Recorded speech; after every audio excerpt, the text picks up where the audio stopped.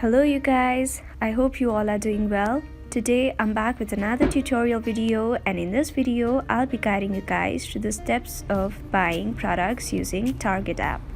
So if you want to find out how that can be done, then make sure to stick with me till the end of the video. First of all, open the app Target. Once the app has fully loaded, search for the items that you are looking for. For instance, if you want to go for Apple AirPods 3rd generation, then you need to tap on the item, then scroll down and then tap on Add to Cart.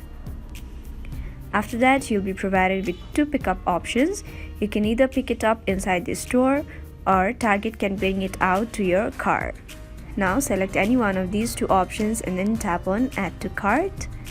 Now tap on the cart icon at the bottom right. You'll be able to see the product that you have just selected. Now you need to tap on Checkout and then place your order. Before doing so, enter the payment details and then tap on Save. After that, you can place your order and get the items of your choice. So we have come to the end of the video. I hope this video was helpful for you guys. If it was, then please make sure to like, leave a comment, share and subscribe to our YouTube channel How to Geek. We'll be back with more such videos. Until then, have a great time. Bye bye.